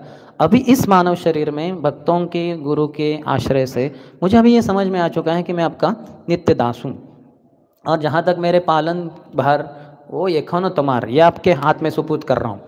सब आप देख लीजिए, मेरे लिए रोटी, कपड़ा, मकान और मेरा मन आपके ऊपर स्थिर हो, ये सब आपके ही अंतर्गत, आपको ही सब कुछ दे रहा हूँ, आप ही देखिए। मैं बस आपका नित्य दास हूँ, मेरा एक ही कार्य रहेगा, आपकी सब प्रकार से सेवा करो, बाकी आप सब संभाल लीजिए। तो ऐसा जिसका भाव होता है, अर्थात वो शुद्ध भक्त है। और ब्राह्मणों के लिए ये काफ़ी आसान हो सकता है, क्योंकि उनके अंतर्गत वो जो सब कार्य है, जो सब गुण है, तो और कर्म भी हो सकते हैं, तो उसके द्वारा वो नियंत्रित, ये वो भगवान को प्राप्त कर सकते हैं। तो क्योंकि ब्राह्मण पूरी तरह से निस्वार्थी है, इसलिए वो क्षत्रिय राजा अपने आप को उनके अंतर्गत रखता है, वो जैसे बोलेंगे वो उसके अनुसार चलेगा। लेकिन जब ब्राह्मण वैसे नहीं होते, निस्वार्थी नहीं होते, स्वार्थी बन जाते हैं, फिर वो कौन सा राजा होगा, अपने आप को लूटने देगा। तो उनका आवाज़ ही बंद कर देगा वो, अगर वो लूटने के उस पे चले गए तो ये अगर अच्छे से हो जाए तो समाज बहुत सुचारू ढंग से चल सकता है। जैसे हम देखते हैं कि रुक्मिणी माता का भगवान कृष्ण से प्रेम हो गया था मात्र श्रवण करने से। जो ऋषि मुनि आ रहे थे विदर्भ में, भीष्मक राजा के जो भीष्मक कन्या थी, वो भीष्मक कन्या, तो उन्होंने जब बहुत सारे ऋषि मुनियों से, विशेषतः नारद मुनि से भगवान कृष्ण के बारे में सुना कि कैसे कृष्ण ने अलग अलग राक्षसों का वध कर दिया, उनकी अलग अलग लीलाएं, मात्र श्रवण करने से ये राजपुत्री भगवान को अपना हृदय अर्पण कर दी। तो अभी उनका विवाह जब तय किया गया शिशुपाल से, उनके भाई रुक्मी के द्वारा, तो बड़ी हैरान होगी वो, अरे ये तो एक क्या कहते हैं, लोमड़ी के समान है, कृष्ण सिंह के समान है, तो मैं उनके लिए ही बनी हुई हूँ, और ये कौन आ गया बीच में, तो अभी इससे कैसे बच पाए। तो उन्होंने एक प्रेम पत्र लिखा, संसार का सबसे पहला प्रेम पत्र। तो उन्होंने कृष्ण को वो कुछ 7-8 श्लोक वगैरह, और वो एक अभी किसके हाथ में दे, वो तो नहीं जा सकती खुद, क्योंकि उनके लिए तो पूरा पहरा लगा हुआ है, और कल तो उनकी शादी होने वाली, विवाह होने वाला है। तो उन्होंने एक ब्राह्मण को बुलाया और ब्राह्मण के हाथ सुपुर्द कर दिया। देखिए प्रेम पत्र है, संसार में तीसरा कोई व्यक्ति है नहीं जो जाने, अर्थात कृष्ण भी एक तरीके से जानते नहीं है ऊपरी रूप से देखा जाए तो, लेकिन कृष्ण तो सर्वज्ञ है, वो तो जानते हैं कि भीष्मक कन्या रुक्मिणी उससे प्रेम करती है, तो वो दोनों जानते हैं, बाकी तीसरा कोई जानता ही नहीं। लेकिन ये ब्राह्मण जिनके साथ रुक्मिणी देवी का ऐसा नहीं कि बहुत उठना बैठना था, लेकिन ब्राह्मण बहुत ही निस्वार्थी रहते हैं, तो उनके हाथ में वो प्रेम पत्र दिया, कहें कि ये जो द्वारकाधीश कृष्ण है उनको सुपुर्द कीजिए, तो मैं उनसे ही प्रेम करती हूँ, उनसे ही विवाह करना चाहती हूँ, तो उनके लिए तो वो देते हैं। और उधर भी कृष्ण को जब प्राप्त होता है वो, तो कृष्ण कहते हैं कि आप पढ़िए। अभी कृष्ण को पता है कि वो प्रेम पत्र है, कौन सा ऐसा संसार में व्यक्ति होगा, किसी लड़की ने उसको प्रेम पत्र भेजा है, किसी और को देखे बोलेगा तुम पढ़ो, किसी को नहीं देगा वो। हो सकता है बहुत ही गहरा मित्र है तो उसके ऊपर भी विश्वास नहीं होगा, लेकिन ब्राह्मण के ऊपर कितना विश्वास रखा जा सकता है। तो उन्होंने पढ़ा वो, और कृष्ण बोले ठीक है तो हम जाएंगे करके। और उसमें जब आते हैं वो ब्राह्मण, भगवान उनको नमस्कार करते हैं, उनको अच्छे से पाद सम्मान करते हैं इत्यादि, उनकी आरती करते हैं, और फिर पहला प्रश्न पूछते हैं कि आर यू सेटिस्फाइड, आप क्या समाधानी हो। तो ब्राह्मण को बहुत समाधानी रहना चाहिए, और वो तो ब्राह्मण बहुत ही उच्च दर्जे के थे, तो बहुत ही संतुष्ट थे। हमारे तुकाराम महाराज कहते हैं महाराष्ट्र में, ठेविले अनंते जैसे रहावेची तैसे चित्ते असुद्यावे समाधान। जैसे भगवान ने आपको रखा है वैसे ही रहना चाहिए। चित्ते असुदैव, चित्त में समाधान है तो वैसे रहेगा। जैसे छोटा बच्चा होता है नवजात शिशु, अगर आप उसको पीठ के बल रखोगे वो पीठ के बल रहेगा, थोड़ा हाथ पांव हिलाएगा लेकिन पीठ के बल ही रहेगा। जब पेट के बल रखेंगे तो पेट के बल ही रहेगा, हाथ पांव हिलाएगा लेकिन कभी पलटी नहीं मारेगा वो। जैसे माँ ने रखा है वैसा ही रहता है। तो शास्त्रों में ये भी बताया गया कि शुद्ध भक्त बनना यानी एक बच्चे के समान होना। तो हमें बच्चे के समान होना चाहिए, बचपना नहीं करना चाहिए लेकिन बच्चे के समान होना चाहिए। तो ब्राह्मण वैसे होते पूरी तरह से संतुष्ट, उनको कुछ भी कमी महसूस नहीं होती। आज संसार में कितना लोगों को कमी महसूस होता है, मेरे पास ये नहीं है, वो नहीं है, I want this, I want that, कितना वांट्स है उनके। हाँ, इसलिए बहुत विचलित रहते हैं। लेकिन ब्राह्मण कुछ भी इच्छा नहीं, किछु इच्छा नहीं। प्रभुपाद ने जो अंतिम समय कहा था, क्योंकि वो तो ब्राह्मण शिरोमणि थे, वैष्णव श्रेष्ठ महाभागवत। तो देखिए इतना बड़ा 108 मंदिर चलाना, हम एक मंदिर चलाते एक छोटा सा पोस्ट मिलता है, इतना विचलित हो जाते हैं। कोई उसको हड़प ना ले, कोई छीन ना ले, कोई उसके ऊपर मेरे ऊपर ये ना करे, इतना मूर्खता हमारे अंदर होता है, क्योंकि माया हमें उल्लू बना देती है। शास्त्र पढ़ते नहीं और भगवान का नाम जब हरे कृष्ण कृष्ण कृष्ण हरे हरे, हरे राम राम राम हरे हरे, इसमें ध्यान से जप नहीं करते, फिर बहुत है ना that what you call insecurity, असुरक्षितता महसूस होती है। कहीं मेरा पद कोई लेके ना जाए, ना कोई मेरे ऊपर ना चला जाए, ना ये कैसे ऊपर जा रहा है, इसके कैसे अधिक फंड कलेक्शन हो रहा है, उसके कैसे पुस्तक अधिक वितरित हो रहे हैं, इसको खींचो उसको खींचो, कितना खींचो, मैं खींचा गया पूरा। तो ये सब समाधान है ही नहीं। हमें विश्वास ही नहीं है कि भगवान सबको प्रेरणा दे रहे हैं। Everything animate and inanimate is owned and controlled by the supreme lord. ईशावास्यमिदं सर्वम यत्किंच जगत्याम जगत। इस संसार की सभी चीज़ें सजीव या निर्जीव, सजीव और निर्जीव, ये भगवान के है, उनकी मालिकी के अंदर है, वो मालिक है और उनके कंट्रोल में है। भगवान उसको नियंत्रित कर रहे हैं। जैसे अभी जो मैं बोल रहा हूँ आप सुन पा रहे हैं, क्योंकि ये जो माइक्रोफोन सब कुछ है, सब कुछ भगवान नियंत्रित कर रहे हैं। आपको जो बुद्धि है वो भगवान नियंत्रित कर रहे हैं, मुझे जो बोलने के लिए शक्ति बुद्धि सब भगवान दे रहे हैं। इसमें हमारा कुछ ये नहीं, हमारी किसी एक ही क्या कहते हैं पात्रता है, इच्छा। आप सब सुनना चाहते हैं भगवान के बारे में कुछ, और मैं कुछ बोलना चाहता हूँ भगवान के बारे में कुछ, तो इसलिए भगवान ने सब व्यवस्था की है। अर्थात वही इसके मालिक हैं और वही इसके नियंत्रक है। ये जिसको समझ में आ गया वो शुद्ध भक्त बन जाएगा, लेकिन हमें समझ में नहीं आता ध्यान से जपने करने के कारण, तो फिर बहुत सारी समस्या हमारे अंतर्गत हो जाती है। तो ब्राह्मण ऐसे निस्वार्थ बुद्धि के रहते हैं और समाधान उनको रहता है, और समाधान है मन शांत है, शरीर फिर ज़्यादा विचलित नहीं रहेगा, इधर जाओ उधर जाओ, कुछ है ही नहीं, बस एक जगह पे बैठ के हरे कृष्ण कृष्ण कृष्ण हरे हरे, हरे राम राम राम हरे हरे। और कुछ बचता क्या है भगवान के अलावा, भगवान के नाम के अलावा। तो ऐसे हमारे ब्राह्मण के स्तर पे हमें पहुंचने के लिए प्रयत्नशील होना चाहिए। तो आता बहुत कुछ चर्चा है, लेकिन समय तो मैंने पहले से पार कर दिया। तो किसी का कुछ प्रश्न है? यस प्रभु, दिव्य निताई प्रभु।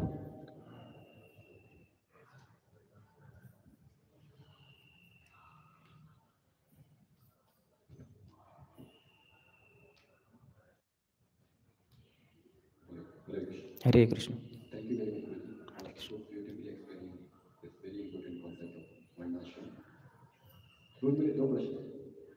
एक वन एट ए टाइम। तो पहला प्रश्न है कि वर्णाश्रम और भक्ति, कि कैसे हम अगर वर्णाश्रम का पात्र का उपयोग नहीं करते तो भक्ति में हमें क्या समस्याएं हो सकती है? हाँ, तो क्योंकि जैसे आपने कहा पात्र नहीं है, तो पानी में पीऊँगा कैसे? मुझे आधा लीटर पानी पीना है, तो कुछ तो पात्र चाहिए, गिलास या कुछ तो ऐसे। तो इसलिए उसको हम इस्तेमाल करते हैं, क्योंकि हमारी उतनी क्षमता नहीं है कि बिना उसके हम पी पाए, तो इसलिए वो उसको उसी तरह से करना है। लेकिन जो भक्ति है वो सनातन धर्म है। जैसे प्रभुपाद भगवगीता के परिचय में बताते हैं कि the Sanatan relationship of the Sanatan living entity with the Sanatan lord in the Sanatan dham is called as Sanatan dharma. Sanatan सनातन सनातन सनातन, तो ये सनातन धर्म है। लेकिन वर्णाश्रम क्या है, इस जन्म में हम ब्राह्मण रहेंगे, अगले जन्म में शायद शूद्र, तो ये बदलता जाएगा। लेकिन वर्णाश्रम का अच्छे से इस्तेमाल करेंगे, जो जो स्थिति में है, हम जो भी स्थिति में हो, इससे कुछ कमी नहीं होता। ऐसा नहीं कि मैं शूद्र हूँ, मैं भगवत धाम नहीं जा सकता, नहीं जा सकता हूँ। शास्त्रों में कितने सारे उदाहरण हैं। एक श्लोक है शायद भागवतम में किधर, तो उसमें इतने सारे भक्तों के नाम हैं, और वो सब भक्त सभी वर्ण आश्रम सभी से है, ब्राह्मण है कुछ, कुछ क्षत्रिय है, कुछ वैश्य है, कुछ शूद्र है, कुछ ब्रह्मचारी, कुछ गृहस्थ, कुछ वानप्रस्थ, कुछ सन्यास, सभी भगवत धाम जा सकते हैं। उस पात्र को वर्णाश्रम के उसको रहकर उसमें स्थित रहकर स्थाने स्थित श्रुतिगताम तनुवान मनोभीर ये प्रायशो अजित जितो अपि तैस्त्रिलोक्याम, जैसे भागवतम में बताया गया है कि स्थाने स्थित जिस स्थिति में है उसमें रहिए। जैसे हमने पहले भी कहा था वो तुकाराम महाराज का श्लोक देकर, उसी में रह के क्या करना है, स्थाने स्थित श्रुतिगताम तनुवान मनोवीर, श्रवण करना है। श्रवण करना बहुत महत्वपूर्ण है, कोई भी हो, ब्राह्मण क्षत्रिय वैश्य शूद्र, सबको श्रवण करना चाहिए। फिर वो जो अजीत है, जिनको जीता नहीं जा सकता, उनको जीते जाते हैं वो ऐसे भक्त के द्वारा, जो किसी भी वर्ण आश्रम में, उससे कुछ मायने फर्क पड़ता ही नहीं, लेकिन अगर वो श्रवण कर पाए तो ये श्रवण हमसे होता है नहीं ठीक से। प्रभुपाद ने इसके लिए बहुत सारे चीज़ें की हैं इस्कॉन के अंतर्गत, जिससे कि हम सब श्रवण करें, ध्यान से करेंगे तो बस पूरी तरह से संतुष्ट रह के स्थूल शरीर और सूक्ष्म शरीर की जो भी कुछ ज़रूरत है उसके बारे में हम बहुत प्रयास नहीं करते बैठेंगे, भगवान की कृपा से वो आ भी जाएगा और आत्मा पूरी तरह से भगवान से संलग्न होकर भगवान का नाम जप कर सकता है। तो इसलिए वर्णाश्रम को इस्तेमाल, जैसे अभी मैं बैठा हूँ, ये व्यासासन के ऊपर बैठा हूँ, जिससे कि आप जो नीचे बैठे हैं उनको दिख पाए कि कौन बात करे। अभी मैं भी नीचे बैठ सकता हूँ, लेकिन नीचे बैठेंगे तो फिर आपको जो पीछे वाले वो देखते कौन है, कहाँ से आवाज़ से, वो एक जैसे इम्पर्सनल जैसा हो जाएगा। और दूसरा बात है कि जो जैसे श्रवण करते हैं उनको उच्च स्थान भी देना चाहिए, उनको एक गुरु के स्थिति में रखते हैं तो ज्ञान होता है ऊपर से नीचे आता है। तो हम जब नम्रता से नीचे का स्थान लेते हैं तो जो ऊपर वाले हैं उनके द्वारा हमें ज्ञान प्राप्त हो सकता है। अगर हम उनके समान बैठ गए तो फिर ज्ञान मुश्किल जाएगा। जैसे पानी इधर गिरा है तो उधर पहुंच ही नहीं जाएगा, क्योंकि ये सब एक समतल है ये, लेकिन जहाँ भी उतार है उधर बराबर पानी चला जाएगा और हम उनके ऊपर तो जा ही नहीं सकते, जो गुरुवर्य हैं उनके ऊपर। तो इस तरह से ये जो है ये बहुत उचित स्थिति है जिसके द्वारा हम भगवान का गुणगान कर सकें या सुन सकें। तो इसलिए वर्णाश्रम का उस तरह से इस्तेमाल करना चाहिए। उसमें ये फंसना नहीं चाहिए कि अरे मैं ब्राह्मण आप क्षत्रिय, ये वो सब उसके कारण झगड़े, ये सब हमारे अज्ञान के कारण है। जैसे हमारे सब उंगलियां वगैरह ये हमारे उंगलियों में हम चाकू लेके अपने गले को काट रहे हैं, ऐसा कभी होता ही नहीं। अर्थात जो बुद्धिमान है वो, जो पागल हो गया वो कुछ भी करेगा। तो ऐसे हम सब पागल हो गए आज की सामाजिक स्थिति में। तो हम ब्राह्मण क्षत्रिय उसके ऊपर इतने सारे लांछन लगाते रहते। बाहर की दुनिया में भी हम देख सकते हैं, ब्राह्मणों ने बहुत सारे अत्याचार किए, अपने पदवी को जब धारण किए थे तो उनको इतना खींचा गया, इतना खींचा। फिर अभी ये ओबीसी एससी एसटी क्या क्या बना है, इतने इतने सारे राइट्स, उनको इतने अधिकार है, और ब्राह्मणों के लिए कुछ अधिकार बचे ही नहीं आज के समाज में। बेचारे कुछ अच्छे भी ब्राह्मण हैं लेकिन क्या करें, क्योंकि बाकी ब्राह्मणों ने सब गड़बड़ कर दिया। अभी उनके लिए सब जगह पे ये एससी एसटी ओबीसी कितने सारे कैटेगरीज, उनको ज़्यादा प्राधान्य मिल गया वगैरह। तो ऐसे समाज में वर्णाश्रम के अज्ञान के कारण समस्या हो जाती है। लेकिन ठीक से समझें तो एक बॉडी है वो, एक बॉडी है वो। जैसे अभी हम सब, जैसे आप कानपुर के भक्त वृंद है, आप एकजुट हो, आपको पता है अभी जैसे मैराथन आएगा तो आप सब उसमें लग जाओगे, सारा कोई कम कर पाएगा कोई ज़्यादा, लेकिन सब कानपुर मंदिर के लिए वो जो भी है बुक डिस्ट्रीब्यूशन के लिए लग जाओगे, क्योंकि आपका एक संघ है वो। तो वैसे ये सब वर्णाश्रम एक संघ ही है, लेकिन ये अज्ञान के कारण समझ नहीं पाते, फिर अपने आप में झगड़े हो जाते हैं। Is that okay? दूसरी प्रश्न है कि जनरली जो कॉन्सेप्ट साधकों के मन में आता है, specially when we join ISKCON, तो प्रभुपाद जी कहते हैं first I want to be the Brahmin, तो बहुत सही भी था क्योंकि जब तक आपको अच्छा नहीं है तो, लेकिन ये कॉन्सेप्ट क्या हर साधक के दिमाग में चला जाता है कि जब तक वो ब्राह्मण नहीं बनेगा तब तक भगवत धाम नहीं जाएगा। हाँ, तो वो वैसे नहीं है। जैसे हमने कहा, ये श्लोक ही कह रहे हैं ना, स्थाने स्थितः, स्थाने स्थितः, उधर वो बोल नहीं रहे कि स्थान के ऊपर चढ़ के ब्राह्मण बन जाओ फिर अजित को जीत पाओगे, नहीं। स्थाने स्थितः, वो ऊपर नहीं जाना है, अपने कान को ऊपर करना है, ऊपर करके सुनना है भगवान की वाणी, जिस किसी से आती हो, यानी अधिकृत व्यक्ति से, तो उसको श्रवण करने से फिर अजित को जीता जा सकता है, न तो ब्राह्मण बनकर।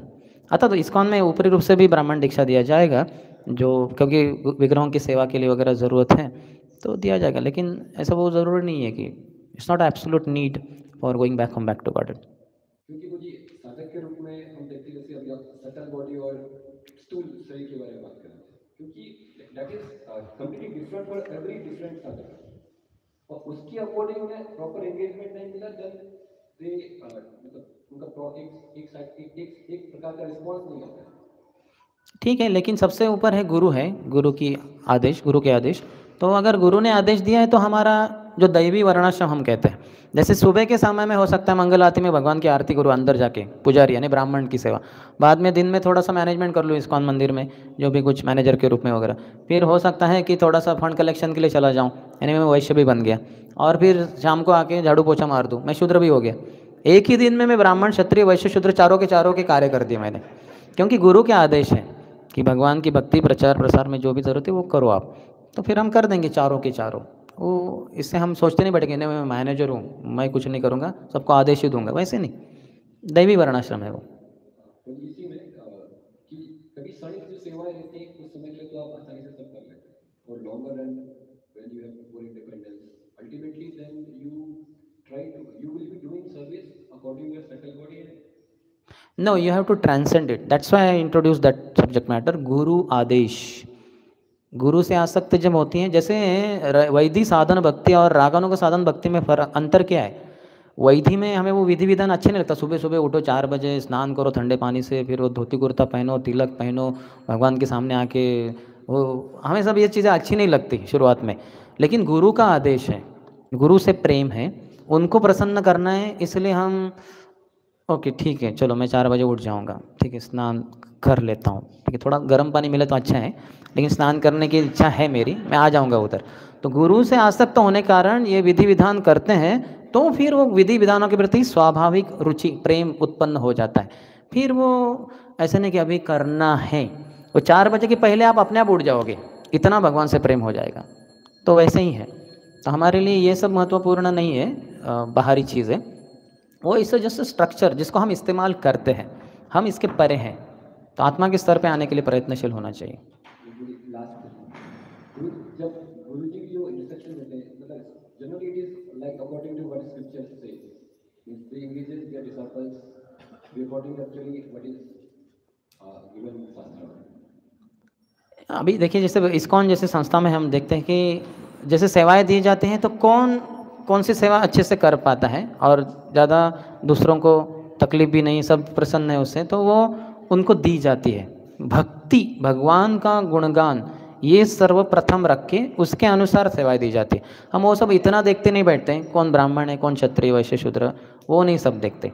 भगवान का नाम रूप गुण लीला का इत्यादि का कैसे अधिकाधिक प्रचार प्रसार हो उसके अनुसार हम देखते हैं। तो स्वाभाविक हो सकता है जो ब्राह्मण है अंदर से, तो वो बहुत ही अच्छे से उनको अच्छा लगेगा कि चलो मैं बार बार ये करूँगा वगैरह, वो है। लेकिन हम उसको ये नहीं करते। कभी कभी जो लीडर्स भी हैं कभी कभी अच्छे से समझे नहीं कुछ, तो हो सकता है वो थोड़ा सा इसके कारण भक्तों में थोड़ा सा क्या कहते हैं, थोड़ा टेंस्ड एटमॉस्फेयर हो सकता है। कभी कभी हम बोल सकते हैं अरे देखो उसको देखो कैसे अच्छे से सेवा कर रहा है, तुम क्या कर रहे हो। तो हम ये नहीं देख रहे कि वो कुछ और सेवा कर रहा है जो ठीक है, जो आपके कार्यक्षेत्र के बाहर है, लेकिन वो प्रभुपाद के इस्कॉन के लिए अच्छे ही है। तो अगर लीडर ठीक से समझ ना पाए तो हो सकता है वो गलत तरीके से ये कर दे, तो समस्या उनको होगी ही ज़रूर, क्योंकि वो अपने पद को ठीक से समझ नहीं पा रहे, ना उसके अनुसार अच्छे से कार्य कर पा रहे। तो हमें ये पता होना चाहिए कि भगवान नियंत्रण कर रहे हैं सब कुछ। तो हम कितने भी बड़े पदाधिकारी क्यों ना बन जाए, लेकिन अगर हम गलत इस्तेमाल करें किसी भी रूप से तो भगवान वो सहन नहीं करेंगे। और उससे सबसे बड़ा डेंजरस चीज़ भक्त जो है खतरनाक है, वो वैष्णव अपराध हो जाएंगे हमारे। वैष्णव अपराध हो जाएंगे तो भक्ति में प्रगति रुक जाएगी, पीछे चले जाएंगे हम। जैसे भक्तों की सेवा कर कर क्या होता है, रजोगुण और तमोगुण का प्रभाव कम होता है, लेकिन वैष्णव अपराध करके रजोगुण और तमोगुण का प्रभाव बढ़ जाता है। तो कौन है भक्त जो चाहेंगे कि रजोगुण और तमोगुण का प्रभाव मुझ में अधिक बढ़े, मैं अधिक सोऊं, मैं मंगल आदि की उठ ही नहीं पाऊँ, ये कोई नहीं जाने करना है। लेकिन वैष्णव अपराध करेंगे तो ये सब हो जाएगा, भक्तों के संग से दूर चले जाएंगे। वो अच्छा नहीं लगेगा भक्त संग, क्योंकि हमने उनका अपराध कर दिया, अपनी पात्रता को हमने निकाल दिया उनके बीच रहने की। ठीक है ना। थोड़ा सा हमें प्रभुपाद की किताबें पढ़नी चाहिए रोज़, जिससे कि हमारे जो भी कुछ भ्रम है वो सब चले जाए। प्रभुपाद वो ऐसे आचार्य है, आप उनकी किताबों को अगर हो सकता है तो 2 घंटा, नहीं तो कम से कम 1 घंटा पढ़ेंगे तो हमारे जो भी कुछ भ्रम कन्फ्यूजन्स हैं वो सब ऐसे उड़ा देंगे प्रभुपाद कि आपको पता भी नहीं चलेगा कि ऐसा कुछ मुझ में था कभी। ये प्रभुपाद की खासियत विशेषता है। आप देख सकते हैं उसको अच्छी तरह से। परम पूज्य गोपाल कृष्ण गोस्वामी महाराज कहते हैं कि अगर कोई प्रभुपाद की किताब 2 घंटा रोज पढ़े तो माया उनको स्पर्श नहीं कर पाएगी। हमें तो अभी माया आलिंगन कर रही है, चुंबन कर रही है, थप्पड़ मार रही है, लाथे मार रही है, जो भी है सब कुछ कर रही है। मेरी बात कर रहे हैं, आपकी नहीं। अब तो अच्छे से भक्ति कर रहे हैं, हम अपनी बात कर रहे हैं। तो क्योंकि कर नहीं रहे हैं जो करना चाहिए वो। अब प्रभुपाद के सभी शिष्यों को हम देख सकते हैं कैसे वो करते हैं रोज़। जैसे शायद द्रुतकर्मा प्रभु हैं, उन्होंने प्रभुपाद की भगवगीता 120 बार पढ़ी है। आप में से कितने जनों ने सोचा है कि मृत्यु के पहले मैं प्रभुपाद की भगवगीता कम से कम 108 बार पढ़ना चाहता हूँ? हाथ ऊपर कीजिए। देखिए किसी का प्लान नहीं है शायद सोच रहे हैं एक प्रभु है हमारे, धन्यवाद, अपने प्लान तो किया है। अच्छा प्लानिंग है। हम बाकी लोग तो हाँ, मैं एक बार तो भक्ति शास्त्र में पढ़ चुका हूँ, और हाँ मुझे टीचर भी बनाया गया अभी भक्ति शास्त्र का, तो पढ़ के हो ही जाएगा, एक बार तो हो ही जाएगा, 1-2 बार। तो हमारे कुछ बड़े प्लान्स नहीं है, और बाकी प्लान्स बहुत सारे हैं। मैं बड़ा फंड कलेक्टर बनना चाहता हूँ, बुक डिस्ट्रीब्यूटर बनना चाहता हूँ, और प्रेसिडेंट भी बनाए तो अच्छा रहेगा मुझे। अगर इधर नहीं बनाएंगे तो एक नया मंदिर खोल दूंगा किधर तो कोने में। लगता क्या है मेरे लोग, खोल दूंगा एक छोटा सा अपना। तो सब भ्रम में पड़ जाते, इसलिए काफ़ी लोग बोलते हैं ना कि अच्छे ब्रह्मचारी, मतलब मैं ब्रह्मचारी नहीं हूँ, मैं ब्रह्मचारी हूँ, भ्रम में चरण कर रहा हूँ। मनोरथे न सती धावतो बहि, मन के रथ के ऊपर आरूढ़ होकर चला ये सुंदर श्याम था, किधर? पूरे संसार में, अभी भारत में, भारत के बाहर भी जाएंगे, और बस, और फिर पता नहीं कहाँ जाएंगे। तो ऐसे अपने ही भ्रम में चरण करते हैं हम, ब्रह्म में नहीं, भगवान के ऊपर नहीं। ये बड़ी समस्या है। जो प्रभुपाद की किताब पढ़ेंगे वो बड़े एकाग्रता से जो भक्ति है वो करेंगे, उसमें कुछ भी व्यवधान नहीं दिखाई देगा उनको। तो हमें बहुत सारे व्यवधान दिखते हैं कि ये जो यहाँ बहुत पार्शलिटी चल रहा है, और ये भक्त ये बहुत अच्छे नहीं है, ये बहुत ये ऐसे है, वो वैसे हैं, हर किसी में दोष है। एक ही निर्दोष व्यक्ति है, माय हम्बल सेल्फ। लेकिन समस्या है कि कोई समझ नहीं पा रहा है। कैसे समझाएं इनको? ठीक है, काल की प्रतीक्षा करेंगे, शायद लोग समझ जाए। भ्रम है, और भ्रम अधिक बढ़ाने के बड़े प्लान है हमारे, क्योंकि पढ़ते नहीं ठीक से, इसलिए सारी समस्या है। जो ये सब समझ जाए उनको कभी भी रिलेशनशिप में कभी समस्या नहीं आएगी। जैसे बाहर के संसार की हमने बात की, स्त्रियाँ कैसे अपने शरीर को वो कर रहे हैं, प्रयास कर रही है, पुरुषों के कंधे से कंधा और उसके कंधे के ऊपर चढ़ के उसके कंधे के ही दबो दूंगी मैं, तो ऐसा वैसा है। तो इसमें बड़ी समस्या हो रही है। वैसे हमारी भी समस्या हो जाती है, क्योंकि हम दास के रूप में सेवा नहीं कर रहे, कर रहे हैं सेवा, और ये सोच कर कि बॉस बनूंगा मैं, आज नहीं तो कल। थोड़ी प्रतीक्षा करनी पड़ेगी शायद। जो नहीं बन पाता बॉस बहुत कालांतर में, तो वो छोड़ के चला जाता है, या आश्रम, ब्रह्मचर्य आश्रम छोड़ के जाएगा, नहीं इधर बॉस नहीं बन पाया मैं, बहुत प्रयास किया मैंने, बहुत 10-20 साल चले गए मेरे, तो अभी बाहर जाके एक स्त्री से विवाह कर लूँगा तो उसका तो बॉस बनूंगा कम से कम, या ये आशा है। तो मन बहुत डेंजरस है, बहुत खतरनाक है, कैसे किसको चकमा दे देगा उसको समझ में नहीं आएगा। तो इसलिए बहुत सावध रहना चाहिए। वंदो मोई सावधान माते, ये बोलते तो है हम रोज सूर्य गुरु पूजा में, लेकिन कर नहीं पाते जीवन में या दिन में, क्योंकि मन बहुत विचलित रहता है और प्रभुपाद से सुनते नहीं हम। जैसे काफ़ी बार जब गृहस्थों के पास जाता हूँ तो उनका थोड़ा लड़का रहता है वगैरह, तो वो मुझे बोलते हैं प्रभु जी जरा बताइए तो समझाइए इसको, सुनता ही नहीं हमारी। आता तो माता पिता को पूछ सकते हैं कि आप प्रभुपाद की सुन रहे हैं क्या, आप आपके गुरु की सुन रहे हैं क्या? वो आपकी नहीं सुनता, क्योंकि आप आपके गुरु की नहीं सुनते। अगर आप आपके गुरु की सुनोगे तो आपको समझ में आएगा कि मेरा मन ही मेरी सुनता नहीं। तो बच्चा तो क्या है, वो तो एक एक्सटर्नल ग्रॉस बॉडी प्रोडक्शन है, मेरा मन जो विचलित है। लड़का क्या होता है, लड़का लड़की, जो पति की चेतना पत्नी की चेतना, इसके बीच में वो लड़के की चेतना या लड़की की चेतना रहती है, क्योंकि उन्होंने तो पैदा किया है। और तो देखो कैसा ये शैतान पैदा हुआ है अपने घर में। शैतान को पैदा कौन करेगा, शैतान ही तो करेगा। बंदर पैदा हुआ हमारे घर में, तो बंदर और बंदरिया तो ही बंदर को जन्म दे सकते हैं ना, मानो तो नहीं देंगे। तो हम अपनी स्थिति को समझ नहीं पाते और दूसरों को लांछन देते रहते हैं। पहले अपने आप को सुधारना होगा। Charity begins at home. मैं क्या कर रहा हूँ प्रभुपाद की संस्था में, क्या प्रभुपाद के दिए हुए वचनों के अनुसार मैं चल रहा हूँ? प्रभुपाद के क्या वचन है क्या मुझे पता है क्या? बहुत सारे लोगों को बहुत कुछ पता नहीं प्रभुपाद की किताब में क्या है, पढ़े ही नहीं। पढ़े हैं तो याद नहीं है, और जो है याद तो भी उसको माया भुला देगी, इतनी माया की शक्ति है। सौभरी, विश्वामित्र, दुर्वासा, ऐसे बड़े बड़े लोगों को वो अपने वशीभूत कर लेते हैं। हम तो क्या है, हम तो कुछ भी नहीं है। तो इसलिए सावध रहना चाहिए, पता होना चाहिए कि हम बहुत वीक है, हम बहुत ही दुर्बल है। लेकिन माया ऐसी चाल चलती है, कुछ समय के बाद, कुछ सालों के बाद हमें लगता है कि मैं बहुत शक्तिशाली हूँ, मैंने ऐसा प्रचार किया, मैंने ऐसा मंदिर खोला या फंड कलेक्शन किया, देखो सब लोग झुकते हैं, सलाम करते हैं। तो माया बहुत चालाक है, तो सावध रहना चाहिए, नम्र रहेगा। जो भी बुद्धिमान है, जो ज्ञान में है, वो नम्र रहेंगे।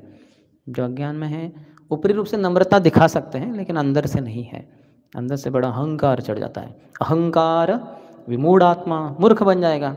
भगवान क्या कहते हैं? विद्या विनय संपन्न। जैसे ही विद्या बोल दिया, अभी विनय शब्द की उधर जरूरत ही नहीं है। जो विद्या संपन्न व्यक्ति है वो ब्राह्मण, गाय, हाथी इत्यादि को सम रूप से देखता है, ये बोला जा सकता था। विनय शब्द क्यों आया उधर?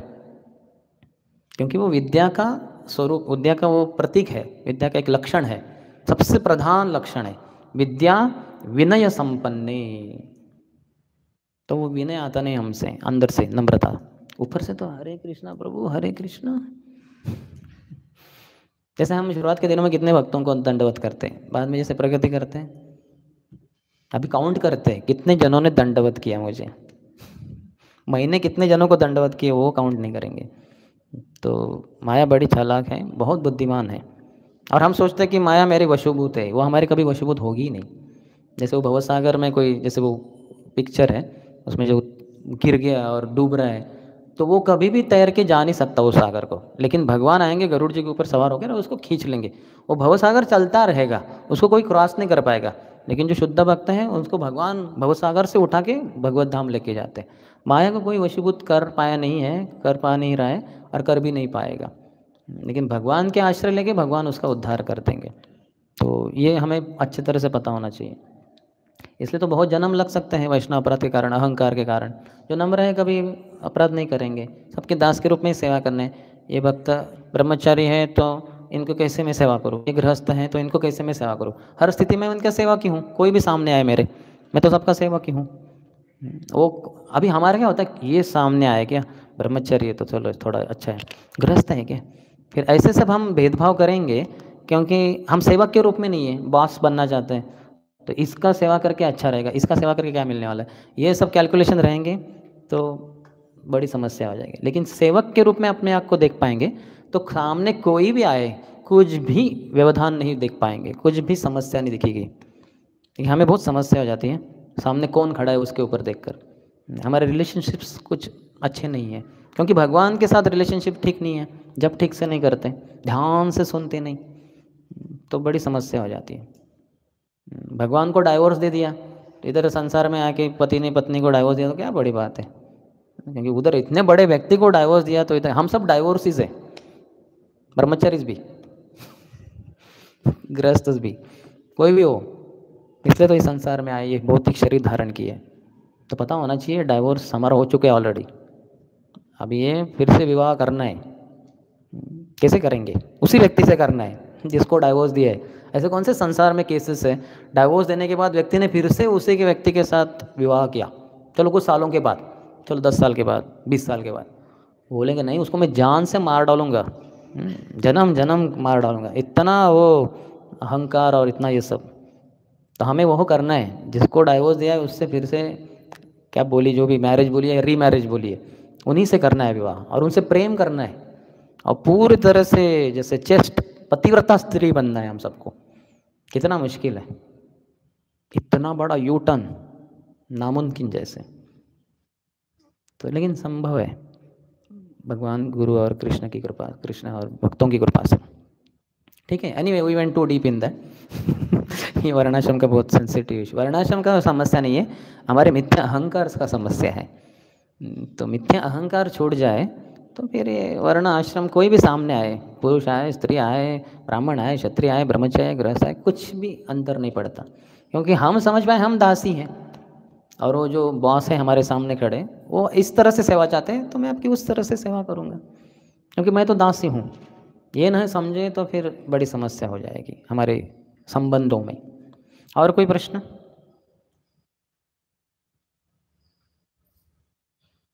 तो समय तो हो गया। यस,